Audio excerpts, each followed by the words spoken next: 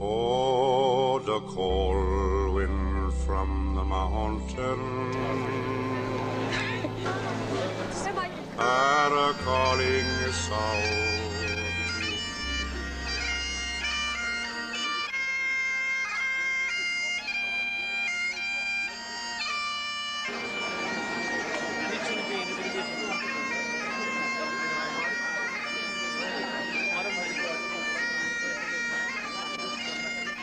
Here to Finuge this evening for this very special occasion. There are people out there from all over the world, mostly friends of Sean McCarthy, but also people who come along as tourists and I suppose with a certain amount of inquisitiveness here this evening. You're all very welcome to Finuge. It's a friendly place and it's a place of the welcomes. We like to feel that way about it. Now, this evening is a special evening because not alone are we unveiling a bust to a great man, a great writer, a great individual, but also it's historical from the point of view that Sean McCarthy is the first writer in North Kerry that has been honoured in this fashion, and I think that is very significant. So hopefully, following this, all our other writers will be honoured in a similar fashion.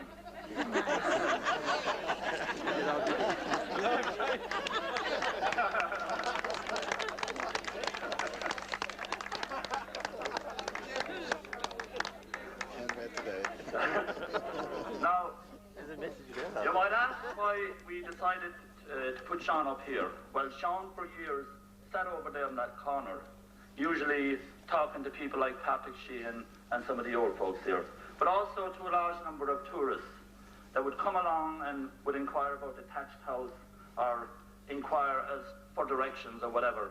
And Sean would entertain them there for hours on end. Also, he used to wait there for the mobile library service, which used to come to Finuge that time. Unfortunately, it doesn't come anymore. And also at times for the post too, to bring him news from America, maybe from Carl or whatever. So that was a very significant spot. But we decided to put it here because it was in the centre of the green. And also, I can imagine that late at night, when people will leave this hostelry here, under the influence, that they no doubt will engage in conversation with Sean and convince themselves the following morning that he did, in actual fact, speak to them.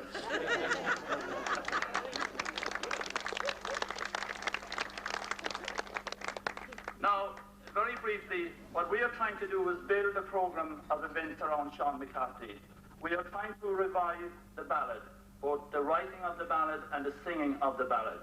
We are trying to revive the tradition of the storytelling. I think that's nearly gone in North Kerry. We are trying to bring it back. And also the art of recitation, which again is diminishing. And all these things are diminishing because of television, because of videos, and all these other attractions now that young people are again faced with and influenced by. So we hope, following the success of this weekend, to go into the schools in North Kerry and to encourage the teachers to again reintroduce ballads and recitation and storytelling to their young people. And we hope to have competitions for young people around Christmas time in order to start that program going. Now, as well, we hope to expand our program in future years. Now, tonight we are very fortunate that we have Alice Taylor to unveil this bust. And I think it is very appropriate because I understand that Sean had a significant influence in encouraging Alice to publish her first book. I understand that he gave her a lot of confidence to go ahead and write. And since then, Alice Taylor has never looked back. She has her novel, I think, her first novel sold more copies than any other novel in this country ever. And I think that she's only gone from strength to strength. Her novels, they've been translated into several languages. So we are very fortunate that Alice should honour us with her presence here tonight. Also, Alice has close affinity with North Kerry. She often comes to Writers' Week, and also she spent a lot of her young days, like we all did, in Ballybunion, and she enjoyed herself there. And also, Alice and Sean they had, I suppose, one connection that people may not realise. Alice has a great understanding of special people, of people with a handicap, and Sean, as we know here, had a very special association and relationship with a special child here in Finuge. And I think we all remember Sean as much for his work with young Morris as we do as a writer.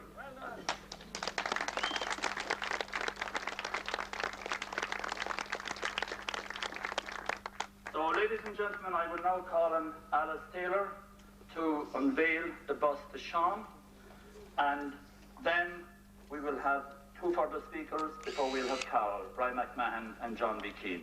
So I will now call on Alice Taylor. Hey.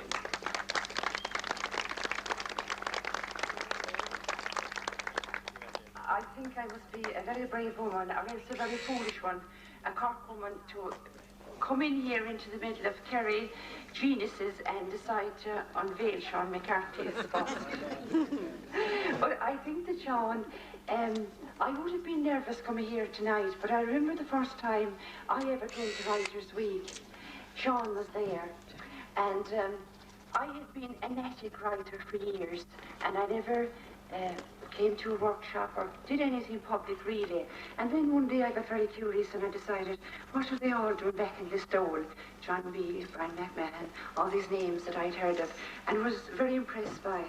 And I came very nervous, and I went into a poetry workshop. And that particular week in Writers' Week, for some reason there were very few Irish people at that workshop, and there were Americans and English people, and I sat there and I said to myself, Taylor, I think you might be out of your depth here. So that night I was at a book launch in the school, and standing beside me was Sean McCarthy. Now, I had never met Sean McCarthy, but I had seen him on television, and he looked down at me from his great height, and he said, "How are you, girl?" And I said, "I'm fine." And he said, "How are you enjoying Writers' Week? And what are you doing here?" So I said, "I'm in a poetry workshop." And he said, "How are you getting on there?" And I said, "Well, I think I might be a bit out of my depth here." And he frowned at me and he said, "Girl," he said, "don't you be blinded by literary bullshit."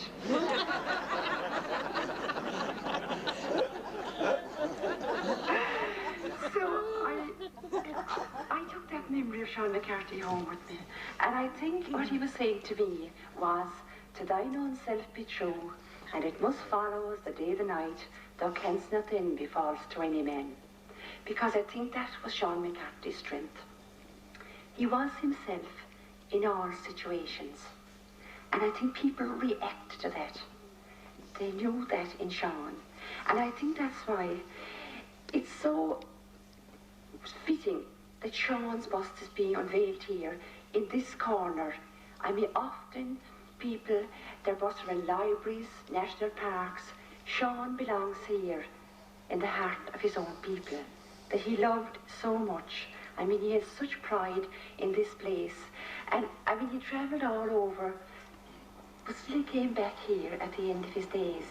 He was a bit like the hare whom hounds and horns pursue, pence from the place for whence the first she flew. He came back here and he loved it. And there was something very special, I think, about Sean, because any friends that came to Writers' Week with me always talked about him afterwards, about his sense of fun. And I think that his songs, he captured the essence of rural Ireland, I think. You know, there was sadness in them, and there was joy in them. And every life has bits of sadness and bits of joy, and Sean's had indeed. And he put it into his songs and into his poems, and I think people identified with them. And I remember reading once in one of his books where he said that he had a little bit of bitterness in his heart owing to a family upset, and that he came home once and that Brian McMahon sat down with him and talked the bitterness out of his heart. And I thought that was a wonderful tribute to an ex-teacher, that they were that close together. And he always spoke about Brian with great kindness. And I think that Sean McMahon or Sean McCarthy. I'm getting mixed up now with my great menus. That Sean, I think, carried out what John B has always said. John B to me is the man who coined the phrase, "Don't ever let your second leg go very far from the cow down." And was it Brian said it? It was John B I heard saying it the first time. I think it was quoting Brian. They probably passed these quotes around between them. But I think Sean actually practiced that. And I think today, when we unveil this bust of Sean McCarthy, it is a tribute to Sean, but I think as well it is a tribute to you, the friends of Sean McCarthy. It is a tribute to the friends, and it is a tribute to the friendship and the neighbouriness of this community, who love Sean so much. And I think Sean, if he was here, would say this: think where man's glory most begins and ends, and say my glory was, I had such friends. And he had great friends. But I think in order to have great friends, you must be a good friend. And Sean was a good friend to a lot of people. Yes, he was. Yes. And I think if you were going up a slippery hill and Sean was beside you, he would put his hand out to pull you up beside him. And I think this unveiling here this evening is typical of Sean, because rural Ireland, I think at the moment, is going through a bit of a famine, a psychological famine. It is a very bad PR. And I think this is a magnificent gesture. And I think it will lift up the people in this community, and it will lift up the people who will visit and look at this, and they will say, isn't it wonderful that a rural community had such pride in itself, and it's one of its own sons, to do this. So this is one of the reasons that it gives me great joy to come here and unveil this bust of Sean McCarthy.